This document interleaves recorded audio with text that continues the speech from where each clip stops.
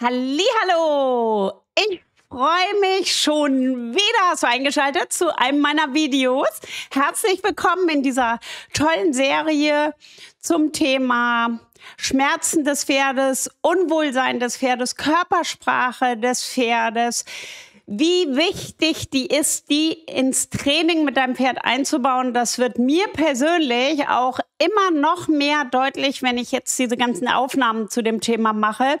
Und wie wichtig solche Etogramme sind und wie wichtig es ist, dass wir genau hinschauen, was Pferde mit ihrer Körpersprache ausdrücken. Das ist einfach nicht zu unterschätzen. Und dann freue ich mich riesig, dass du dich für das Thema interessierst. Wenn du Fragen hast, bitte in die Kommentare, bitte gerne Like und Kanal abonnieren, damit du keine der Folgen verpasst. Und jetzt schauen wir erst einmal da rein, was dich in diesem Video erwartet. Dich erwartet zu diesem Thema heute, was die Pferde ausdrücken, wenn sie ihre Aufmerksamkeit auf bestimmte Körperteile oder eben auf ihren eigenen Körper richten. Das ist nämlich gar nicht zu unterschätzen. Ich gehe ein ganz kleines bisschen am Anfang darauf ein, was das bedeutet, wo deren Aufmerksamkeit überhaupt allgemein hingeht, damit man ein bisschen differenziert das betrachten kann. Das ist nämlich gar nicht so unwichtig und darum ist auch die Take-Home-Message aus diesem Video, dass du immer mehr verstehst, wie wichtig es ist, das zu beachten, wo das Pferd die Aufmerksamkeit hingibt und dass du eben halt auch nicht übersiehst, wenn dir auffällt, dass das Pferd seine Aufmerksamkeit auf seinen eigenen Körper richtet. Das ist ein Teil von einer 7-teiligen Serie. Hier kannst du noch mal ganz kurz sehen, was wir schon in der ersten, zweiten, dritten Folge gemacht haben. Das ist die 4., 5, 6 und 7 Folgen noch. Das heißt also, was ist mein Einstieg in diese Serie? Bevor wir richtig durchstarten, ist wichtig, dass wir noch mal ganz kurz wieder erinnern, IBEC-Pyramide, habe ich ein Video zu gemacht, schon 3 sogar, die diesen Aufbau dieser Pyramide erklären. Das Training von Pferden geht immer von unten nach oben und das Wichtigste ist, dass das Pferd emotional und physiologisch in der Lage ist, unseren Zielen Folge zu leisten. Und heute richten wir uns ganz stark auf die Aufmerksamkeit des Pferdes und wie man das erkennen kann. Den Unterschied zwischen hier gebe ich meine Aufmerksamkeit hin, weil ich lernbereit bin, und hier gebe ich meine Aufmerksamkeit hin, weil ich vielleicht irgendetwas habe. Ganz wichtig, emotional relevante Reize bekommen eine erhöhte Aufmerksamkeit. Das heißt, wenn irgendwo ein Auto vorbeifährt oder wenn irgendeine Ablenkung kommt, Baum, Vogel oder so, immer eine Sache, sind Emotionen aber involviert. Das kann natürlich Schmerz sein, das kann Angst sein, das kann Frustration sein. Das kann aber auch Lernaufmerksamkeit sein. Also das können auch positive Merkmale sein. Dann sagt mir das viel, weil ich dann da hingucken kann und sagen kann, okay, dahin richtet sich gerade die Aufmerksamkeit. Will ich das als Trainer? Will ich, dass es daraus was lernt? Wenn ja, was und wie mache ich das? Und wenn diese Schmerzserie vorbei ist, dann machen wir noch ganz viel zum Thema Lerntheorien. Aber diese erste Stufe der IBEC-Pyramide, die ist eben halt extremst wichtig. Und wie das hier auch auf meiner Folie steht, es ist unheimlich wichtig, natürlich die Aufmerksamkeit des Pferdes zu haben, ihre Neugierde zu wecken und ihre Lernaufmerksamkeit zu bekommen, ihre Lernbereitschaft zu erzielen, wenn wir sie trainieren und ausbilden und wenn wir ihnen versuchen, etwas beizubringen. Das heißt, wie kann so Aufmerksamkeit des Pferdes unterschiedlich aussehen? Das versuche ich in diesem Video ein bisschen darzustellen. Und ich habe einen ganz süßen Clip gefunden, als ich das zusammengestellt habe. Den habe ich von unten gefilmt. Und da sieht man einfach nur mal das Ohr des Pferdes und kann daran eben halt auch noch mal erkennen, man krass, echt jede Ohrbewegung des Pferdes sagt einem etwas. Wahrscheinlich ist das jetzt nicht irgendwie Rocket Science, New Information. Oh, an den Ohren kann man erkennen, wo das Pferd hinguckt. Das ist wohl bekannt. Aber wenn man am Pferd ist, finde ich, ist es doch schwer zu gucken und genau zu unterscheiden und zu sagen, ey, Wahnsinn. Manchmal denkt man nämlich zum Beispiel, dass man, wenn wir ein Pferd satteln oder so, ja, und der hat vielleicht ein Problem mit dem Sattel oder wird das erste Mal gesattelt. Und er ist mit beiden Ohren der vollen Aufmerksamkeit nach vorne gerichtet und wir können das alles voll machen, wird voll gegurtet und steht wieder eins und denken wir, oh toll, das hat er jetzt als Zeug gemacht. In Wahrheit aber war seine Aufmerksamkeit vielleicht woanders. Also hat er das vielleicht gar nicht so richtig mitgekriegt, was wir da gemacht haben. Und das kann natürlich auch gegen einen arbeiten. Das kann natürlich sein, wenn das Gurten beim ersten Gurten nicht mitkriegt, dass ich gurte, aber er hat die Aufmerksamkeit auf ein vorbeigehendes Pferd gerichtet oder ein Pferd, was auf der Koppel ist oder vorbeigeht oder eine Tür, die zugefallen ist oder ein Pferd, was von drinnen gewiehert hat und dann volle Aufmerksamkeit mit beiden Ohren nach vorne gerichtet, geht dahin. Und plötzlich ist er gegurtet und jetzt macht er einen Schritt, jetzt kriegt er einen Herzinfarkt, weil der vorher das gar nicht mitgekriegt hat, weil die Aufmerksamkeit woanders drauf gerichtet war. Und wenn man sich das so ein bisschen überlegt, nochmal so richtig doll, dass man, wie ist das natürlich irgendwie von größter Bedeutung, dass du immer hinguckst, wo ist die Aufmerksamkeit des Pferdes? Mache ich was Bedeutendes, drehe ich kurz den Kopf und dann muss das Ohr zumindest eins in meine Richtung abkippen. Und da habe ich 2 ganz süße Videos gefunden.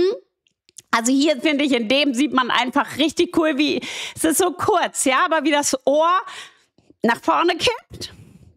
Da sieht es was und dann wieder runter und es seine Aufmerksamkeit wieder nach unten richtet.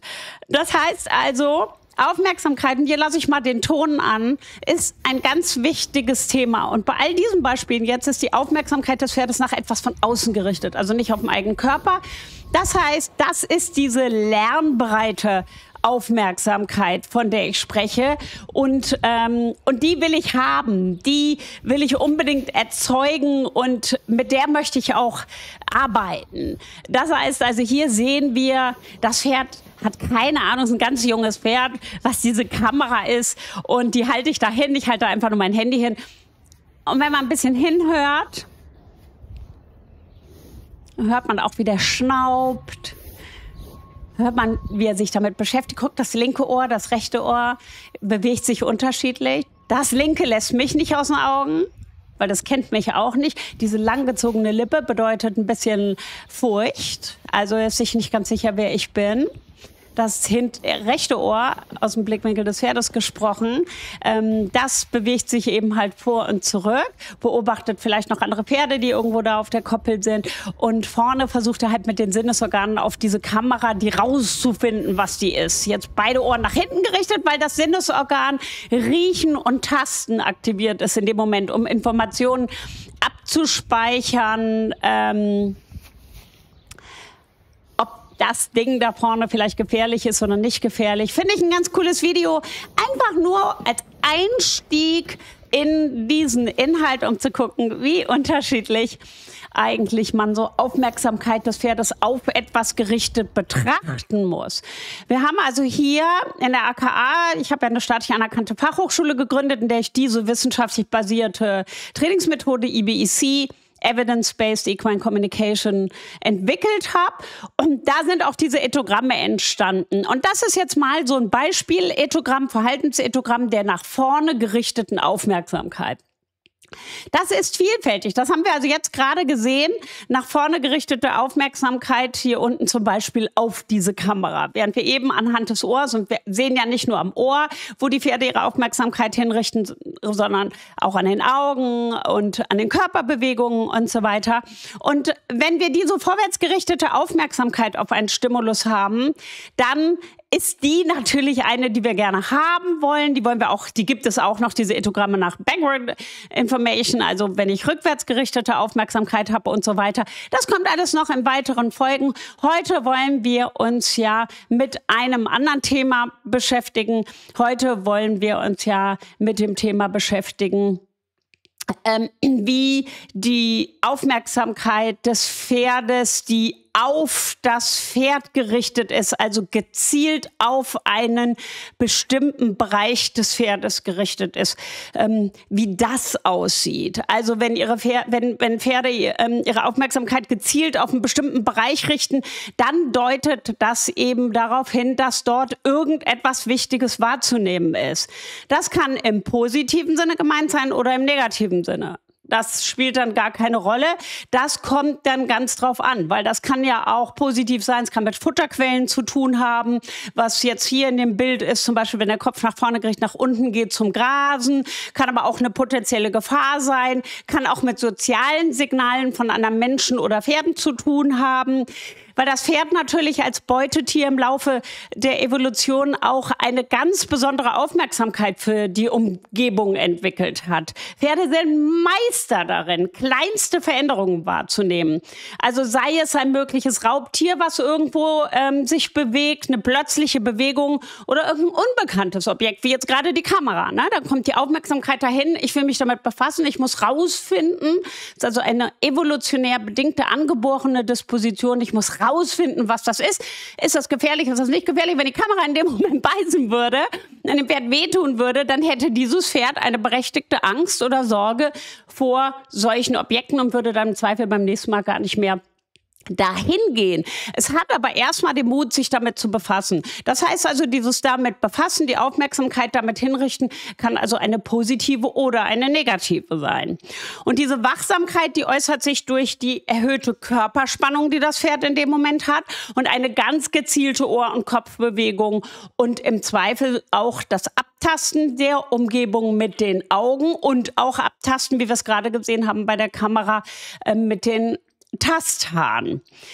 Aufmerksamkeit auf etwas zu richten ist aber eben halt, wie gesagt, nicht nur eine reine Gefahrenabwehr, ist ja hier in dieser Folge jetzt im Sinne der Schmerz, Frustration, Unbehagensetogramm zwar ein Teil, aber es ist mir ganz wichtig, gerade bei diesem Thema heute, darauf hinzuweisen, dass Aufmerksamkeit auf etwas gerichtet ist. Ich natürlich eine große Differenzierung machen muss, ob die Aufmerksamkeit auf mich als Organismus, Pferd gerichtet ist oder ob die nach außen gerichtet ist. Das heißt also, Pferde nutzen ihre Blickrichtung und Ohrstellung auch ganz gezielt zur sozialen Kommunikation. Also eben wie das Pferd an meine Mütze kommt, sich dann plötzlich mit mir befasst. Ja, was hast du da in der Hand? Und wer bist du überhaupt? Ja, das heißt, sie beobachten also den Kopf- und Ohrenbereich anderer Pferde auch ganz genau, um deren Fokus oder Absichten einzuschätzen. Und auch auf uns Menschen reagieren sie eben halt entsprechend. Also es gibt Studien, die zeigen, dass Pferde der Blickrichtung und sogar Zeigegesten von Menschen folgen, um Futter oder interessante Objekte zu finden. In der Praxis, da gibt es auch Studien zu, aber in der Praxis sehe ich, wenn wir das machen, im Täglichen nicht so sehr. Wir können das nicht bestätigen. Vielleicht muss es da auch noch weiterführende Studien geben, die das abschließend bewerten können. Aber so eine zielgerichtete Aufmerksamkeit, die kann eben auch Neugier, Lernbereitschaft sein, was ich eben schon gesagt habe. Das heißt, Pferde erkunden neue Reize, Objekte, Geräusche oft total aufmerksam und nutzen entsprechend ihre selektive Aufmerksamkeit auch, um Informationen über ihre Umwelt zu verarbeiten. Besonders, wenn es auch um mögliche Belohnungen geht. Also hast du da ein Leckerli, geht da an die Tasche, versucht den Verschluss aufzumachen. Steht da vielleicht eine Aufsteigehilfe, das erste Mal im Longierzirkel, muss es dahin. Oder ich mache auch eine ganze Serie zum Thema Anreiten. Und da wird man sehen, wie die Pferde dann eben halt sich mit dem Sattel beschäftigen und versuchen, Informationen zu sammeln. Diese Aufmerksamkeit, die wollen wir, aber die muss ich auch in Training und Ausbildung ganz gezielt nutzen. Und ich als Mensch und Trainer oder der mit dem Pferd einfach zusammen ist, muss immer darauf ein bisschen achten. Ja, krass, jetzt befasst es sich so und so damit. Jetzt sollte ich vielleicht auf keinen Fall diese Schermaschine anmachen, die ich in der Hand habe. Weil dann wird das Pferd einen Herzinfarkt kriegen, ich komme nie wieder mit der Schermaschine dahin. Oh, schreib mal in die Kommentare, ob du dir ein Video wünschst zum Thema Schermaschine. Wäre auch mal ein gutes Thema. Und dann entferne ich diese Schermaschine lieber wieder, wenn ich feststelle, der richtet so viel Aufmerksamkeit dahin. Muss davon ausgehen, dass er die vielleicht überhaupt gar nicht kennt und bin dann entsprechend vorsichtig. Also man muss mit diesem Thema im täglichen Umgang mit dem Pferd einfach gut umgehen, ja. Oder beim Ausreiten, Freizeitreiter, und plötzlich komme ich an der Kuh vorbei. Ja, wenn ich sehe, warum starrt er da so hin? Dann muss ich vielleicht erstmal gucken, dass ich das aus der Distanz mache, Sichtfeld des Pferdes einbeziehen. Nicht einfach Beine zu und auf die Kuh zu. Wenn die Kuh losrennt, hat das Pferd vielleicht immer Angst vor Kühen. Das kann durchaus passieren. Das macht Sinn, wenn wir über die Lerntheorien reden.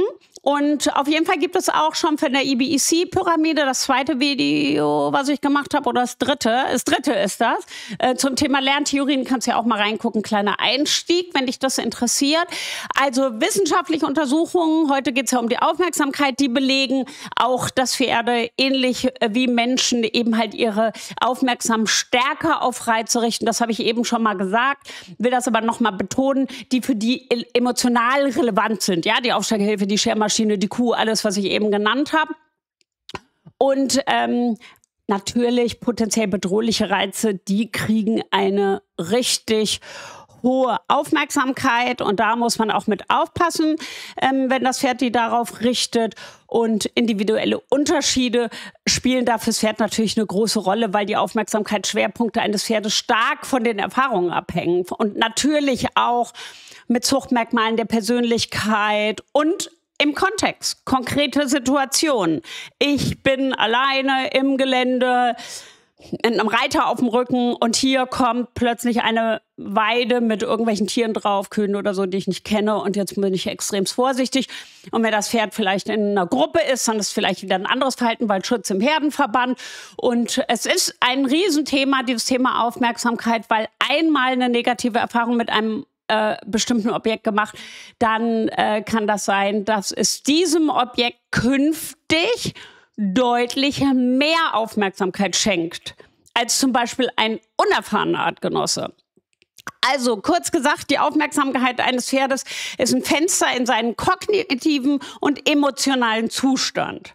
Also die Aufmerksamkeit verrät uns, wie es seine Umwelt wahrnimmt und wie es auch mit anderen agiert. Und genau das ist der Schlüssel zum heutigen Thema, nämlich was bedeutet es, wenn ein Pferd diese Aufmerksamkeit nicht auf die Umgebung, sondern gezielt auf seinen eigenen Körper richtet. So, und da kommt, du kennst das ja vielleicht schon aus den anderen Folgen, da kommt eben das erste Bild dazu und wir gucken auch direkt ein Video dazu an. Und bei einem Pferd, was seinen Blick und seine Bewegungen oder auch Pflegemaßnahmen, da kommt gleich etwas, wenn die sich so groomen, auf einen bestimmten Körperbereich richtet, dann kann das eben ein Hinweis auf Unbehagen oder Schmerz sein. Und heute möchte ich in diesem Video dazu 3 typische Gesten beschreiben. Und das hier ist das erste. Looking, hinschauen, anstarren. Looking bedeutet, dass das Pferd den Blick gezielt auf eine bestimmte Körperstelle richtet. Das kann ein kurzer Blick sein oder auch ein längeres Anstarren. Also das Pferd steht ruhig, schaut immer wieder auf sein linkes Vorderbein. Dann kann so etwas als mögliche Ursache eben sein, eine Hautirritation, aber auch eine beginnende Lahmheit oder auch lokale Schmerzen. Dann haben wir das nächste Bild hier, Swading. Und Swading beschreibt, wenn das Pferd mit dem Kopf oder dem Hals gezielt gegen den Bereich schlägt. Und zwar so, als ob es da eine Fliege hat. Genau, das. Wenn du viele Fliegen im Stall hast und das mal beobachtest, mein Tipp immer, Fliegenspray mal hin. Oder einreiben richtig mit einem starken und dann mal gucken, ob es sich ändert. Und vor allen Dingen dann auch, wenn die Fliegen nicht so viel sind, dann eben gucken. Also man muss schon beobachten, nicht gleich in Panik verfallen. Der Unterschied aber bei Swading, also bei dem Schlagen mit dem Kopf oder dem Hals, ist, bei Insekten passiert das meist sporadisch. Bei Schmerz und Unwohlsein oft mehrfach in kurzer Zeit und dann eben meistens auch ohne irgendeinen sichtbaren Auslöser. Und wenn du einen sichtbaren Auslöser hast, hier hat man eben keinen, hier sind weder Fliegen noch irgendwas. Wenn du aber einen sichtbaren Auslöser hast, dann guckst du noch mal genauer hin, wenn der sichtbare Auslöser weg ist. Oder beim Gurten oder so, wenn was festhängt oder wenn das Pferd sich, wenn Haare verzogen sind oder man verzieht, man macht die Haare sauber und so und dann macht da irgendwas nicht mehr. Aber dieses Schlagen des Kopfes, da solltest du auf jeden Fall hingucken, weil das mit Schmerz und Unbehagen zu tun haben kannst. Und das hier finde ich ein echt interessantes Ethogramm, Auto-Grooming, also Selbstpflege an einer Stelle. Auto-Grooming heißt, das Pferd knabbert oder muzzelt so an einer bestimmten Körperstelle rum, beißt an einer bestimmten Körperstelle oder reibt sich dort. Und wir gucken auch dazu das Video an. Und es gibt auch nur, das ist schon die letzte zu diesem Kapitel, es gibt bekannt oder am bekanntesten auch wirklich nur mit Schmerz und Unbehagen verbunden diese 3 Ethogramme. Also oft sehen wir das am Schweif, auch an den Beinen, am Bauch. Das kann natürlich auch mal harmlose Pflege sein. Aber wenn es gehäuft und mit anderen Signalen kombiniert auftritt, dann solltest du genauer hinschauen. Das ist total wichtig. Also das heißt, man darf diese Gesten nicht isoliert angucken, sondern man muss immer hingucken, passiert das mehrfach innerhalb kurzer Zeit, tritt es mehrfach zusammen mit anderen Signalen auf, wie Schweifschlagen, Ohr zurück, Unruhe. Wann passiert das? Ja, kombiniert sich das zusammen mit irgendetwas? Das gilt für alle 3 dieser Ethogramme, die ich dir jetzt gezeigt habe. Also immer gucken, innerhalb kürzester Zeit sind da lange Zeitfrequenzen dazwischen. Man kann super, wenn man sich nicht sicher ist, das habe ich schon in anderen Videos gesagt zu diesem Thema, jetzt bei Schmerz, Unbehagen, Frustration, bei diesen Ethogrammen, dass man ein kleines Protokoll einfach an die Tür klebt oder so eine kleine Tafel oder so ein kleines Whiteboard oder so, dass man sich das einfach mal wirklich genau aufschreibt. So krass, ich finde das schon auffallend oft. Es kommt immer zu bestimmten Zeiten. Jetzt waren viele kleine Fliegen da, aber jetzt sind gar keine da. Also passiert das mehrfach innerhalb kürzester Zeit, tritt zusammen mit anderen Signalen auf, wie Schweifschlagen, Ohr zurück. Auch Unruhe ist ein Indikator dafür. Ist es immer dieselbe Körperstelle? Das heißt also, in all diesen wissenschaftlichen Studien muss man immer wieder betonen, Cluster, also die Kombination mehrerer Signale, erhöht die Wahrscheinlichkeit, dass es sich um Schmerz handelt. Was ist meine Take-Home-Message aus dieser schönen 4. Folge? Die Gesten, die wir jetzt gesehen haben, sind kleine, aber wichtige Puzzleteile. Einmal sind die oft unbedeutend in einem bestimmten Kontext, aber wiederholt und im Zusammenhang mit anderen Signalen können sie der Schlüssel sein, um Schmerzen oder Unbehagen frühzeitig zu erkennen. Beobachte genau, film, wenn möglich, und betrachte immer das Gesamtbild. Das ist wirklich immer wieder ein ganz wichtiger Punkt, dass man das Gesamtbild anguckt und das in einen Kontext bringt. So, ich hoffe, es hat dir gefallen. Und Folge 5 ist schon in der Pipeline. Ohr- und Schweifbewegungen. Jetzt aber erstmal danke fürs Zuschauen. Daumen hoch und Kanal abonnieren. Bitte hilf mir zu wachsen mit diesem Kanal, damit wir vielen, vielen Menschen dieses Wissen zugutekommen lassen können, viel Aufmerksamkeit bekommen. Also bitte unbedingt, du hast bis hier geguckt, auf jeden Fall bitte abonnieren, auf jeden Fall liken und wenn du willst, schreib mir doch einfach mal einen Kommentar. Ich würde mich riesig freuen und ich hoffe, dass du bei Folge 5 wieder einschaltest. Vielen Dank, bis dann.